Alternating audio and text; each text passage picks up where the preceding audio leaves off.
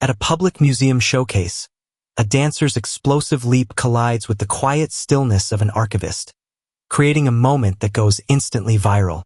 It was meant to grab attention, but instead, it sparked a reckoning about ego, consequence, and the unexpected power found not in movement, but in holding one's ground. It was just another public showcase outside the National Museum of Arts. Tourists snapping pictures, kids on school trips pointing at the grand pillars, and a few dozen artists standing around trying not to look nervous, dancers, musicians, visual artists. The next second, a body flew through the air. A shock, a stumble, and the kind of silence that feels louder than a shout. Julian was the one who threw the leap. To the casual eye, he looked dynamic. Clean lines, sweat-slicked hair, sharp eyes that didn't hold back. But anyone who knew him would have seen it. The tension in his shoulders, the way his jaw locked just a bit too tight. He wasn't there for collaboration. He was there to win something, though he couldn't quite say what. The man who took the impact was Mr. Elias, an archivist whose quiet presence barely shifted as he stood by a protective barrier near an outdoor exhibit. His eyes calm, expression unreadable. The moment Julian's body connected with the boundary of Elias's space, the air changed. It wasn't a performance. It wasn't even a collaboration. It was supposed to be a respectful demonstration of disciplines, controlled, clean, complementary.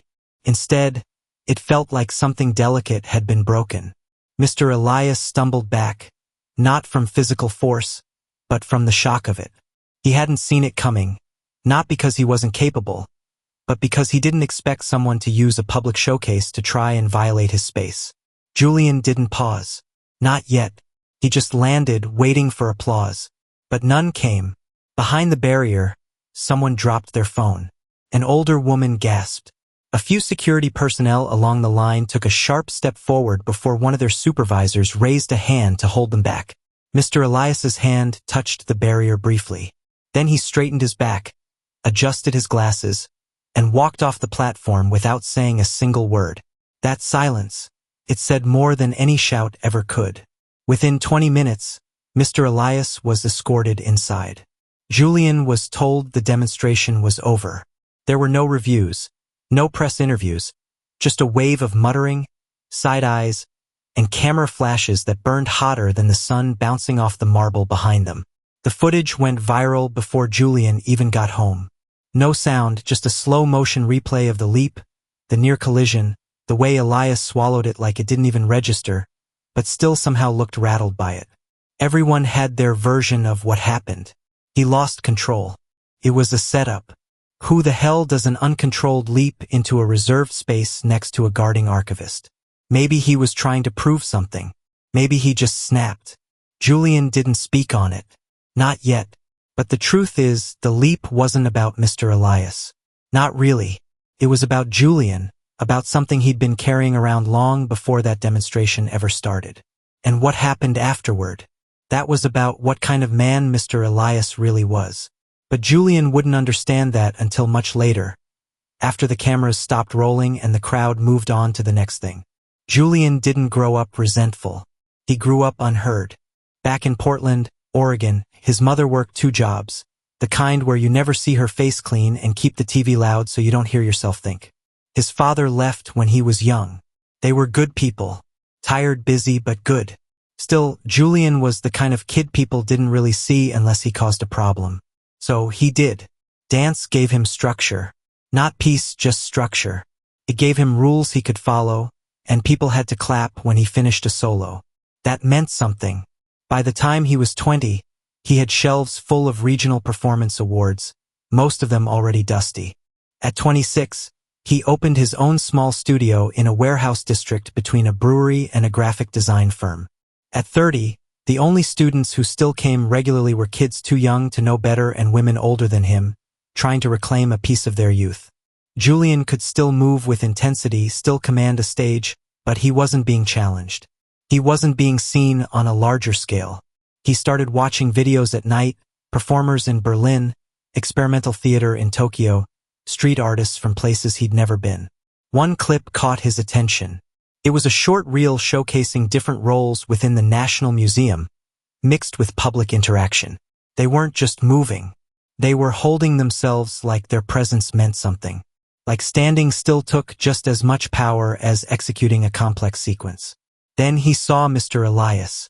Not in a performance, just standing. Still as stone near an ancient manuscript exhibit. But there was something in his eyes. Something that made Julian's chest tighten. A confidence that didn't have to shout.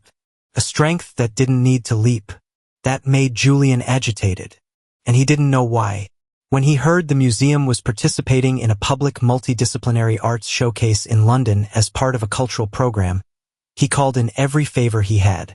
His friend Chloe, who ran a movement workshop in NYC, knew someone who knew someone on the organizing committee. Within a few days, Julian's name was added to the list of invited demonstrators. He booked his flight that night. The moment he got to the hotel, he went straight to the mirror, practiced his lines, checked his posture. He told himself it was respect, but he was rehearsing the moment he would take center stage. He wanted to be the one people remembered. Just a light showcase, the coordinator had told him. No ego, no heat, symbolic exchange. Julian nodded, smiled, said all the right things. But inside, something hot and bitter kept rising. He'd spent years being polite, years following the script. And for what? A class full of dropouts and an Instagram page nobody checked. Standing across from Mr. Elias that morning, Julian had already decided he wasn't walking away without making an impact. You sure you want to go first? Another artist had asked him just minutes before it all started. Julian grinned. Yeah, I'm ready. Bring the energy. They'd been briefed the day before. Keep it light. Demonstrate control. Show contrast in styles. Honor the platform and the artifacts. But Julian wasn't here for contrast. He was here to prove something. Within minutes, they were called forward. The mic picked up faint chatter from the crowd. Mostly tourists not fully understanding what was about to happen. To them, it was a bonus attraction. Live art and quiet guardians in the same space. That's gold for Instagram. Julian nodded quickly towards the coordinator. Mr. Elias nodded slower, fuller, towards the exhibit, like he meant it. Then they took position. The first few moves were clean, standard. Julian launched a low, sweeping motion. Mr. Elias maintained his boundary. Elias countered with a slow, deliberate shift of weight within his space. Julian observed. A brief, almost imperceptible nod. Respect. Barely noticeable. Then Julian shifted his weight. Just slightly into a preparation for a big movement. Mr. Elias saw it. His eyes tightened for half a second. His feet reset, centered, balanced, but he didn't back down from his position. That's when Julian threw it. A spinning leap. Fast and high. No pullback. No intention of stopping before the boundary. His body whipped through the air and ended with an intense landing just inches from Mr. Elias's face with a sharp intake of breath from the crowd. The kind of sound that cuts through noise like scissors through cloth. Mr. Elias's head turned. His body shifted. He stumbled 2 steps. Gasped. Cameras clicked. Someone in the crowd said, "Oh my God." Julian froze. Mr. Elias straightened, fixed his collar, smoothed the edge of the barrier. Then, without a single word, he stepped off the designated area and walked away. People didn't know what to do. The announcer fumbled over the microphone. Thank you. Thank you, gentlemen. Let's give them a round of, Julian stood alone, breathing heavier than he meant to. He tried to smile, tried to play it off, but nobody clapped. Not really. One of the museum staff walked up and said something quietly to the organizer. The event was paused for schedule adjustments, but everyone knew the real reason. You could feel it. Julian walked back to the waiting area, eyes following him like arrows. One of the other artists looked at him and said, "What was that, man?" It was supposed to be controlled. Julian didn't answer. He sat down and started untying his shoelaces slowly, his hands shaking just a little, not from exhaustion, from something else. But what Julian didn't realize yet was that this wasn't the climax of his story. It was just the spark. And the real fire was still coming. The video hit TikTok before Julian had even taken his practice clothes off. No context, no captions, just a slow motion clip of the leap. The twist of Julian's body, the trajectory towards the archivist, the way Mr. Elias staggered without falling. The way he looked like he absorbed it with his core. There were 100 angles within the hour. Every influencer within 10 feet had caught it. Some clips were tagged #museumfail. Others had #JulianGoesWild. But the most viral one, the one that looped over a dramatic soundtrack that was titled simply, "This Wasn't Part of the Plan." Julian sat in his hotel room later that evening scrolling. He told himself he wasn't bothered. He even laughed at some of the comments. Yo, that guard got art attacked. He ate that like cereal. Why did this dude come in like it's battle dance? But the deeper he went, the worse it got. That was disrespectful. Imagine trying to embarrass a civil servant on duty like that. This ain't performance art. That's just ego with legs. It wasn't just trolls. It was practitioners, choreographers, even a couple of his old competition rivals. One posted, "Control is strength." Julian forgot that. That one stung. He shut his phone off. Back in the museum's temporary headquarters, Mr. Elias sat alone in a quiet room off the corridor. His jaw was stiff, but the bruise hadn't bloomed yet. His uniform was still perfect. He'd already been pulled aside and told gently but firmly that until further notice, he was suspended from public-facing duties, not disciplined, just benched because the optics were messy, because he didn't respond appropriately, whatever that meant. Because sometimes, even when you do everything right, it's still your role that gets called into question. Mr. Elias didn't argue. He understood the game. He didn't like it, but he understood it. A younger security guard, maybe 22, sat beside him quietly and finally asked, "Why didn't you react?" Mr. Elias didn't look at him, just stared ahead. "If I reacted," he said softly, "I would have made it about me." The kid blinked. "Wasn't it already?" Mr. Elias finally turned to him. "No, that was about him. What happens next? That's mine." Across town, Julian went to a bar, tried to drink the noise away, but it followed him like a second shadow. A stranger, mid-30s, square jaw, polo shirt, recognized him at the bar. "You're the dancer from the museum thing, right?" Julian nodded, unsure whether to smile or not. "Looked dynamic," the guy said, "but kind of messed up." "Yeah." Julian forced a chuckle. "It's performance art, not a static display." The man shrugged. "Maybe, but that guy didn't even move."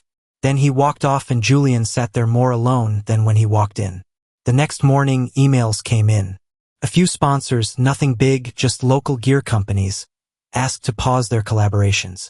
One of the parents from his studio asked if the Thursday class was still on. They didn't mention the video, but the tone said enough. He looked at his reflection in the hotel mirror. He wasn't bleeding. He wasn't injured, but something was off. Something deep. He had thrown that leap to win a moment and he got it. But all it showed the world was how badly he needed it. And the man who took the impact, he walked away stronger than before. But the part that would haunt Julian most wouldn't be the backlash. It would be what Mr. Elias did next. Because silence wasn't all he had to offer. Julian thought the buzz would fade. Give it a few days, maybe a week, and people would move on. That's how the internet worked, right? One bad take, one offbeat moment, then it all disappears under the next headline. But this one stuck. Clips kept circulating. Only now they weren't just about the leap. They were about what the leap meant. Pundits on cultural shows started chiming in. Former curators, ethics panels, veteran artists. One well-known choreographer in Seattle posted a full breakdown on YouTube titled, "When Technique Meets Ego, Why Control is Everything." It hit 200,000 views in 2 days. Julian watched the whole thing. He didn't blink once. The choreographer didn't even insult him directly. He just said, "Art is about more than impressing. It's about knowing when to restrain." Meanwhile, the messages kept piling up. His studio's Instagram went from 5 comments a week to hundreds. Half supportive, half brutal. One message stood out. "My kid looked up to you. Now he's asking why you invaded the space of a man who wasn't even engaging." Julian didn't respond. He just closed the app. By Thursday, the studio was half empty. Parents said it was last-minute stuff. Sickness, car issues. Julian pretended to believe them. He still showed up, still swept the floors, still ran drills. But something about the room felt colder, like the walls were listening. Then came the email from the cultural committee that invited him in the first place. We regret to inform you that your future participation in any affiliated events will be discontinued effective immediately. It wasn't angry. It wasn't harsh. It just ended things. Julian stared at it for a long time before quietly closing his laptop. On the other side of town, Mr. Elias wasn't on public duty anymore. His mornings weren't about perfect stillness or exhibit rotation. He was reassigned to administrative work. Plain clothes, low profile. He didn't complain, didn't ask questions, but he noticed the difference in how people looked at him. Some pitied him, some admired him, some didn't know what to say at all. He kept showing up on time, kept doing the work. Then one afternoon, while sipping tea in the staff break room, a supervisor stepped in and sat across from him. "You all right?"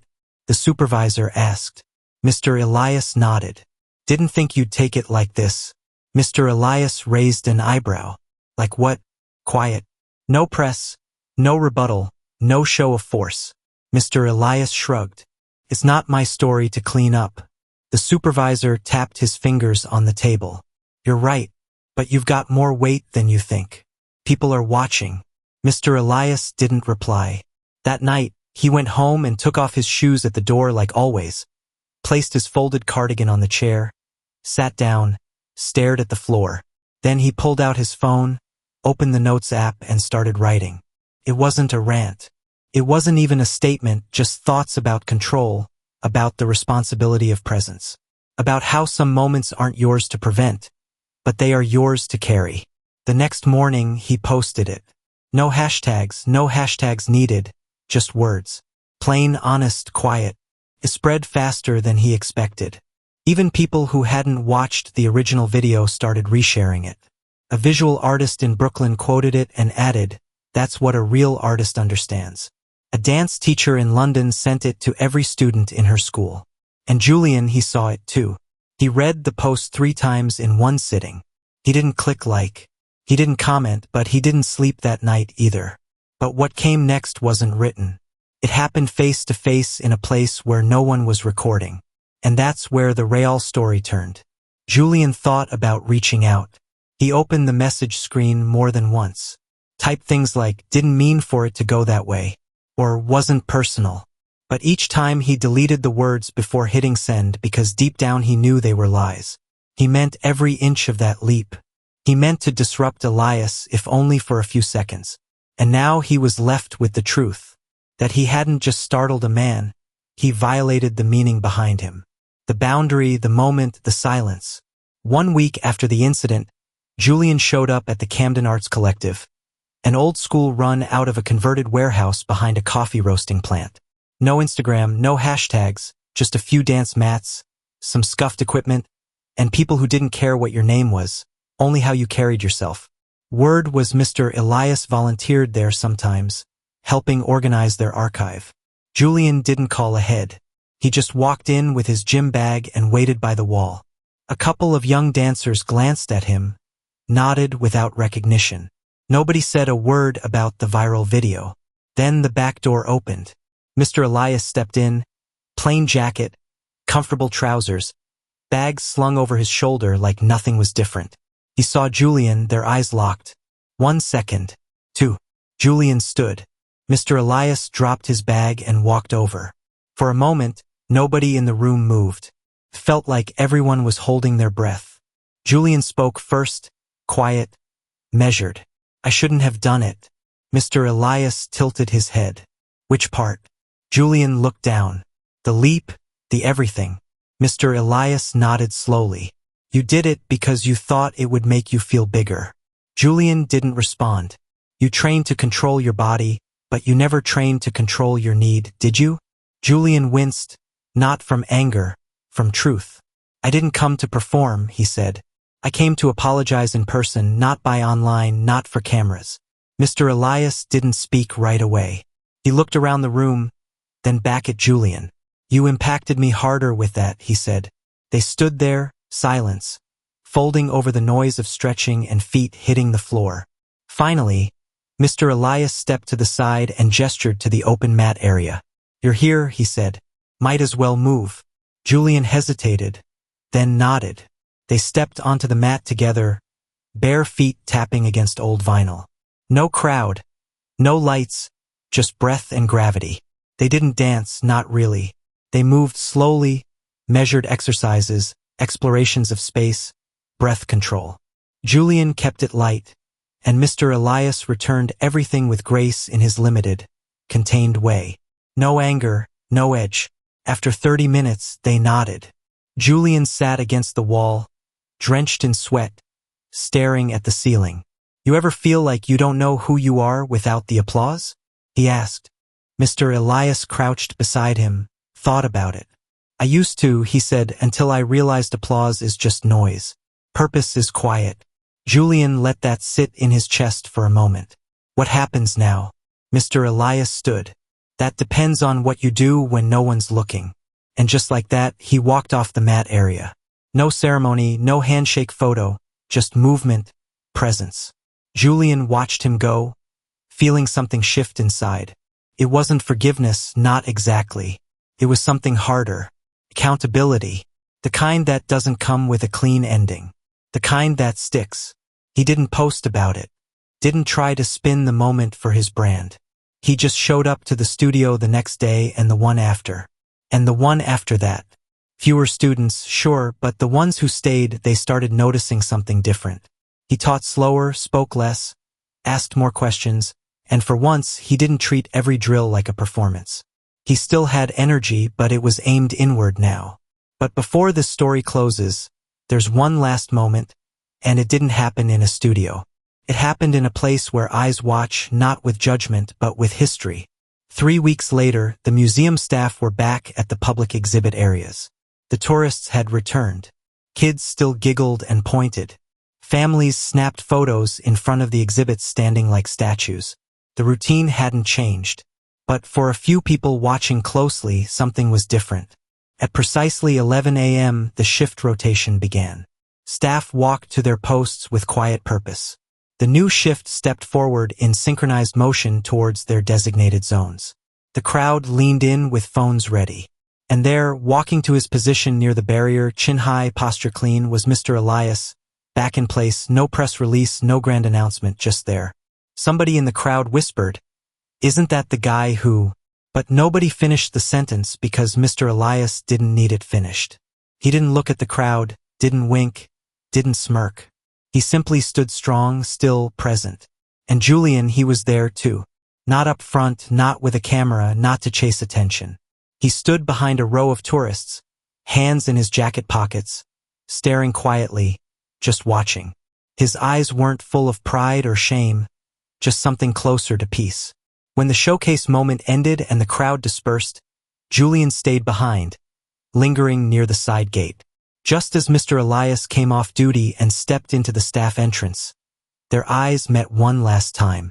No nod, no wave, just understanding. Julian turned and walked away. Not as the guy from the video, not as the man who threw the leap, but as someone who had finally learned the lesson most artists take a lifetime to figure out. Strength isn't what you do when people are watching. It's how you carry the consequences of what you did when they weren't. Later that night, Julian sat at his studio in silence. Lights off. Just the hum of the small fridge in the back and the faint echo of traffic outside. He sat on the mat barefoot facing the mirror. He didn't rehearse anymore, didn't pose. He just breathed. Then the door creaked open. A young student stepped in. 10, maybe 11, wore his leggings too loose and his t-shirt too big. "Sensei," the kid asked, "are we still doing class?"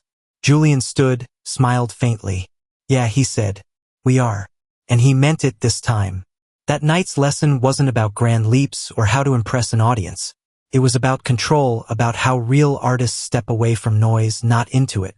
As the kid bowed at the end of class, he looked up and asked, "Sensei, what happens if someone enters your space unexpectedly?" Julian paused, then answered, "Then you decide if you want to win a moment or live with yourself after." The kid nodded like he understood, even if he didn't yet. But one day he would. And Julian, he didn't need to go viral to know he was doing it right. He already knew. There's a difference between being powerful and needing to be seen as powerful. One fades when the lights go out. The other carries you when no one's watching. If you've ever let pride steer you or ego push you further than it should have, you're not alone. What matters is what you do after, whether you repeat it or grow. If the story made you feel something, think twice before acting out of pride. Share it with someone who needs to be reminded that strength isn't loud. It's consistent. And if you've got a story of your own, tell it quietly, honestly, fully. Somebody out there needs it more than you.